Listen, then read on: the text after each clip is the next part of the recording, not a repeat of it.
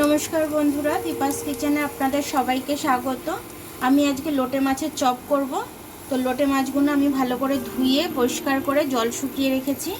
আমি লোটে মাছের একটা গন্ধ থাকে বলে তার জন্য আমি একটু লেবু নিকড়ে দেবো, তাহলে কি গন্ধটা চলে যাবে।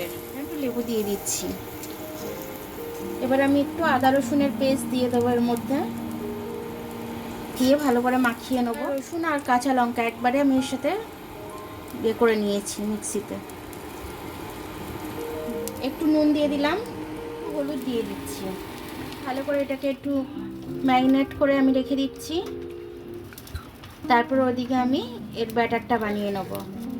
এর যে আস্তে একটা গন্ধ থাকে সেটা লেবুটা দিলে কেটে যায়, সে কারণে আমি এটা মাখিয়ে নিলাম। বেসনটা নিয়ে নিয়েছি আমি এখানে। এবার এই অনুযায়ী একটুখানি চাল গুঁড়ি দিয়ে দেবো মচমচে হওয়ার জন্য। একটু হলুদ গুঁড়ো দিয়ে দিলাম এটার মধ্যে। আদা রসুনের পেস্টটা আমি করে রেখেছিলাম একটু বেশি করে, এটাও দিয়ে দিলাম এর মধ্যে। একটু নুন দিয়ে দিলাম।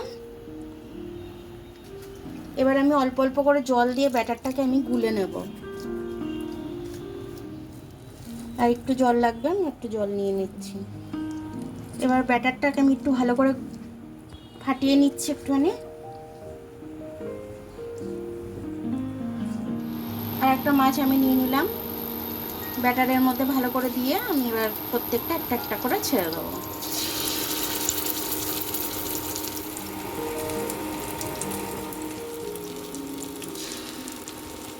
মাছগুলো আমি উল্টে দিচ্ছি, একটা উল্টে দিয়েছি, প্রত্যেকটা এইভাবেই উল্টে দেবো।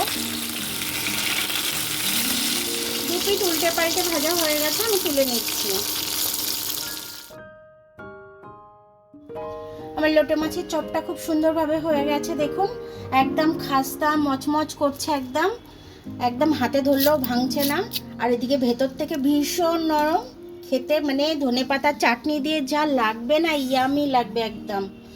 আপনারা করে খেয়ে কমেন্টস করে আমাকে জানাবেন যে আপনাদের কেমন লাগলো।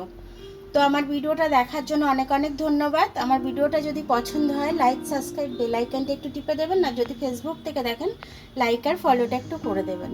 আবার কাল দেখা হবে নতুন রেসিপির সাথে, ততক্ষণ আপনারা ভালো থাকবেন, আমি আসছি।